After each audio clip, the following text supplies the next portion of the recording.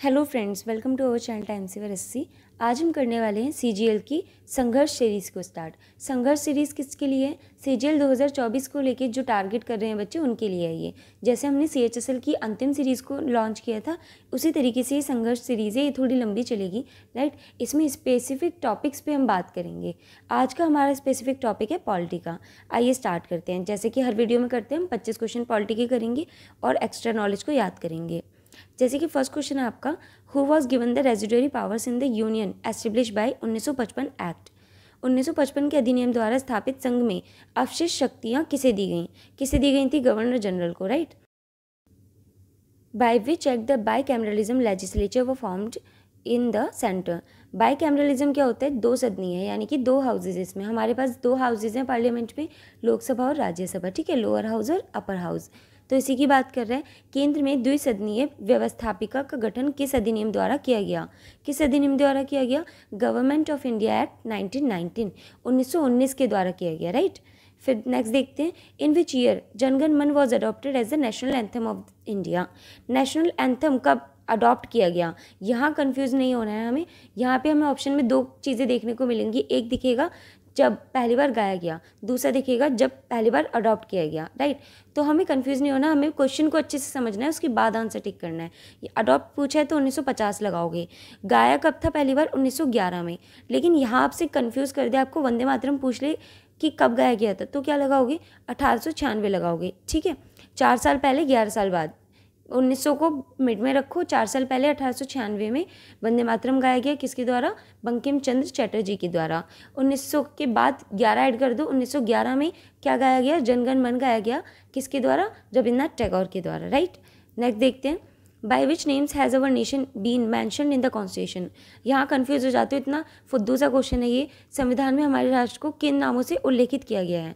बच्चे हिंदुस्तान लगा दोगे, बच्चे हिंदुस्तान नहीं लगाना, आपको क्या लगाना है? भारत और इंडिया, ठीक है।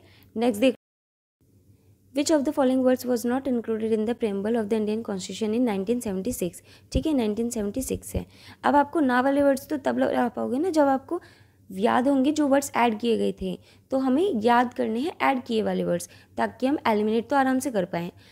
3 वर्ड्स को ऐड किया गया था हमारी 42nd अमेंडमेंट में 1976 में जो हुई थी। कौन से 3 वर्ड्स थे? SSI, socialist secular integrity, socialist secular integrity, socialist secular integrity. ये 3 वर्ड्स को ऐड किया गया था 42nd अमेंडमेंट में, जो कब हुई थी? 1976 में हुई थी। Next question, which 2 persons played an important role in the merger of princely states of India.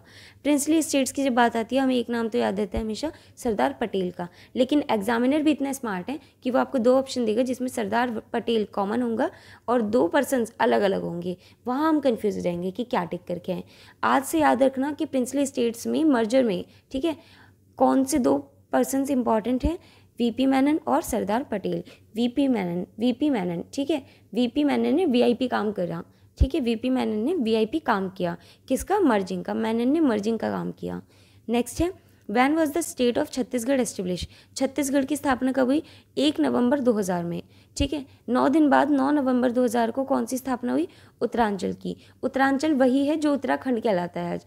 2006 में वो उत्तराखंड बन गया, ठीक है। फिर अगर और 6 दिन ऐड कर देंगे तो हमारा 15 नवंबर आएगा। 15 नवंबर को झारखंड की स्थापना हुई थी, बिहार से झारखंड अलग किया गया। तो हमें 3 राज्य याद रखने हैं। 1 नवंबर को तो फिर छत्तीसगढ़, 9 नवंबर को उत्तरांचल, 15 नवंबर को झारखंड, राइट। नेक्स्ट है, विच part of the constitution deals with the citizenship. Citizenship से कौन सा पार्ट डील करता है? तो 2 चीज़ें याद रखनी है। पहले मैंने आपको एक चीज़ याद करा रखी है, पार्ट 3 हमारा फंडामेंटल राइट्स का है, पार्ट 4 हमारा डीपीएसपी का है। डीपीएसपी यानी कि directive principle of state policy.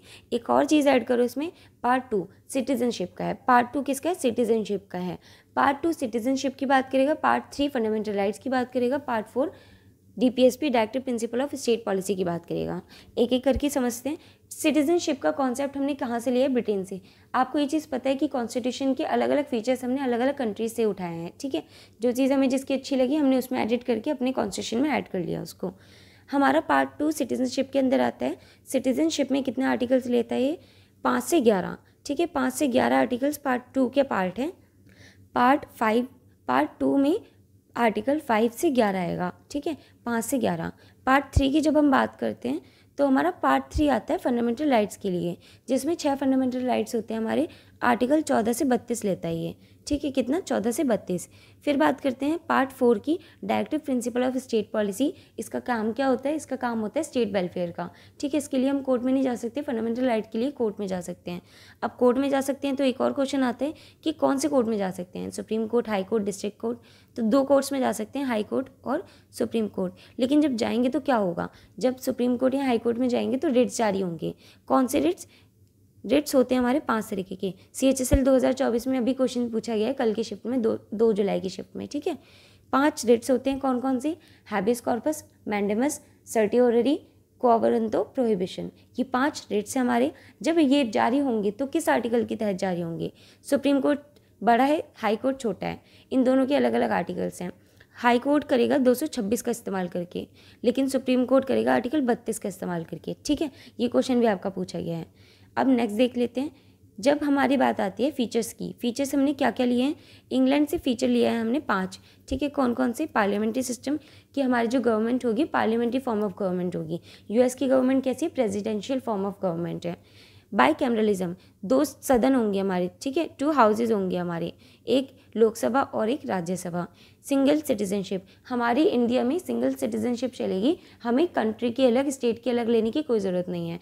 US में 2 सिटीजनशिप चलती हैं, ठीक है, डुअल चलती है।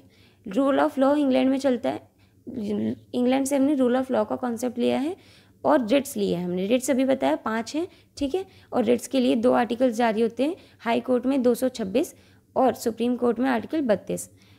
फिर US से हमने क्या क्या लिया? प्रेम्बल लिए, फंडामेंटल राइट्स लिए हैं। फंडामेंटल राइट्स कितने हैं? 6 हैं, आर्टिकल 14 से 32।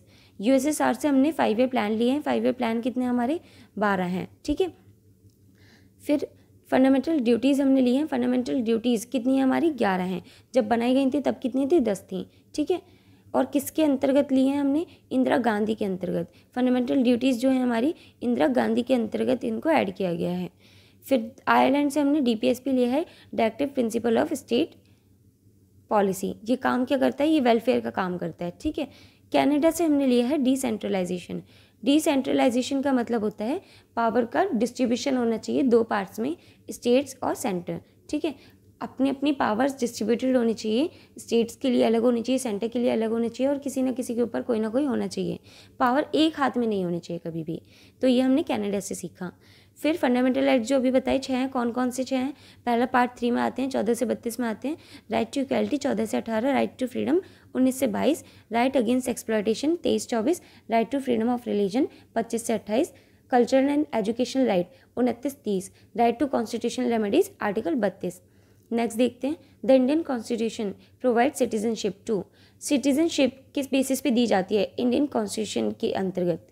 ये हमारी बर्थ, रेजिडेंस, नेचुरलाइजेशन और एक होता है डिसेंट, ठीक है, इसके बेसिस पे दी जाती है।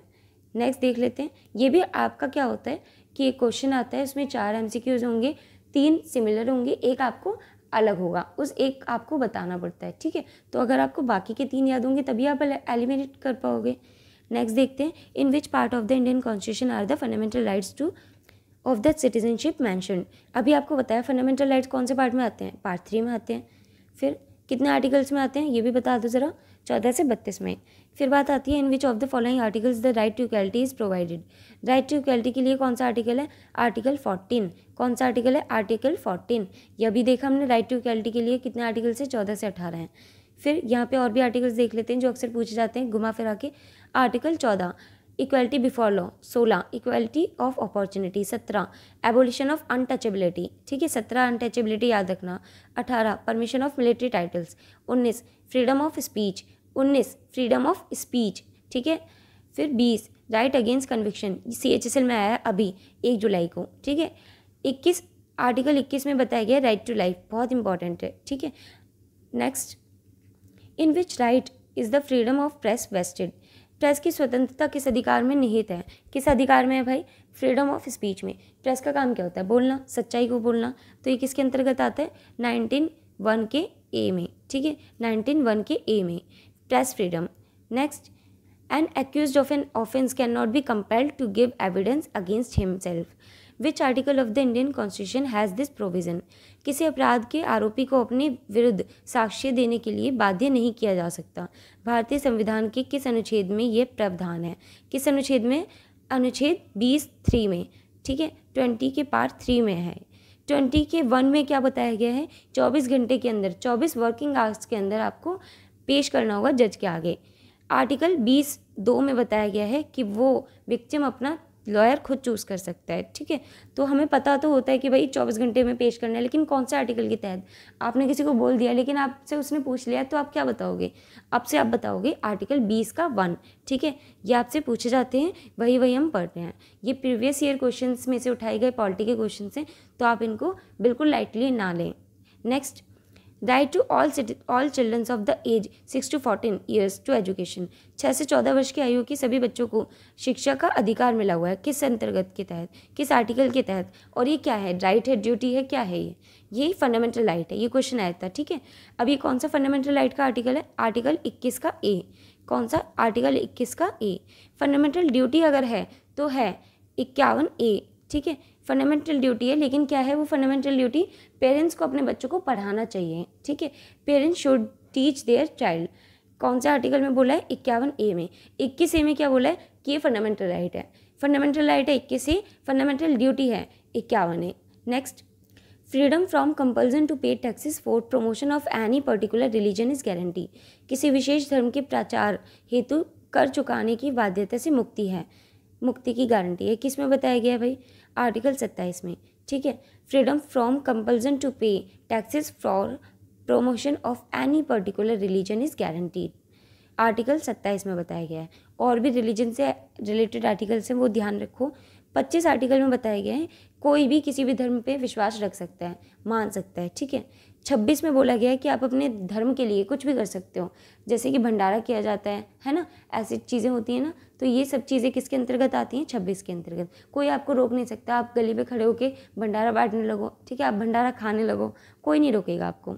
आर्टिकल 28 में बोला गया है कि स्कूल्स जो हैं, स्कूल्स, कॉलेजेस, यूनिवर्सिटीज़ आपको रिलीजियस एजुकेशन नहीं दे सकती, ठीक है, रिलीजियस शिक्षा नहीं दे सकती। फिर है which of the fundamental is a dispute related to fundamental rights. मौलिक अधिकारों में कौन सा विवाद मौलिक अधिकारों से संबंधित है? एक Golaknath versus state of Punjab का विवाद था, वो हमारा संबंधित है फंडामेंटल राइट से। कब हुआ था ये? 1967 में। Next, in which article the provision has been made on the protection of the interest of the minorities. किस अनुच्छेद में अल्पसंख्यकों के हितों की सुरक्षा का प्रावधान किया गया है? किस में किया गया? आर्टिकल 29 में, ठीक है। किस में? आर्टिकल 29 में। नेक्स्ट है, in which year did the Mandal commission submit its report. Mandal commission ने अपनी रिपोर्ट को कब पेश किया था? सबमिट किया था 1980 में। कब किया था? 1980 में, 1980, ठीक है। मंडल कमीशन रिपोर्ट पेश की गई थी 1980 में। नेक्स्ट है, who among the following has been given the power to protect fundamental rights by constitution. निम्नलिखित में से किसे संविधान द्वारा मौलिक अधिकारों की रक्षा करने की शक्ति दी गई है? अभी मैंने आपको बताया था हम फंडामेंटल राइट्स के लिए किसके पास जाएंगे? कोर्ट में जाएंगे। कौन से कोर्ट में जाएंगे? 2 कोर्ट्स हैं हमारे, सुप्रीम और हाई कोर्ट में जाएंगे तो किस आर्टिकल का यूज़ करेगा? 226 का। सुप्रीम कोर्ट किसका इस्तेमाल करेगा? 32 का, राइट। फिर नेक्स्ट देख लो, According to the Supreme Court, the hoisting of the national flag on private buildings is included under which article of the Constitution?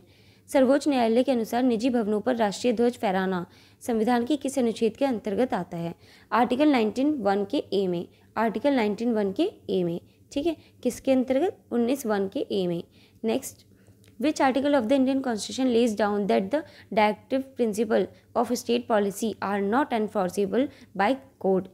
भारतीय संविधान के किस अनुच्छेद में कहा गया है कि राज्य की नीति निर्देशक किसी भी न्यायालय द्वारा प्रवर्तनीय नहीं है? यानी कि जो चीज़ मैंने अभी आपको बताई कि डीपीएसपी के लिए आप कोर्ट नहीं जा सकते, फंडामेंटल राइट्स के लिए कोर्ट जा सकते हो, लेकिन डीपीएसपी के लिए कोर्ट नहीं जा सकते। ये बात किसने कही है? आर्टिकल 37 ने कही है। किसने कही है? आर्टिकल 37 ने कही है। किसने? आर्टिकल 37 ने, right. Next, in which articles of the Indian constitution the country has been directed to form gram panchayat. भारतीय संविधान के किस अनुच्छेद में देश को ग्राम पंचायतें बनाने का निर्देश दिया गया है? किस आर्टिकल में? आर्टिकल 40 में।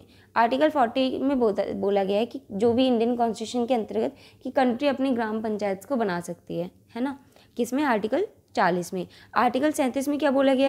कि डीपीएसपी को के लिए आप कोर्ट में नहीं जा सकते, है ना। फंडामेंटल राइट्स के लिए कोर्ट में जा सकते हो। कौन से कोर्ट में जा सकते हो? हाई कोर्ट और सुप्रीम कोर्ट में। हाई कोर्ट में जाओगे तो वो क्या करेगा? रिट्स जारी करेगा। रिट्स कितने होते हैं? 5 होते हैं। किस आर्टिकल के तहत करेगा सुप्रीम कोर्ट? सुप्रीम कोर्ट करेगा 32 के तहत। 32 आर्टिकल कौन सा होता है? Right to constitutional remedies article, last 6th article, right to constitutional remedies. सारी समस्याओं का रेमेडी किसके पास है? आर्टिकल 32 के पास है ना। फिर 40 में बोला गया है कि कंट्री अपनी ग्राम पंचायत बना सकती है। In which article is the uniform civil code UCC applicable? किस आर्टिकल के तहत? आर्टिकल 44।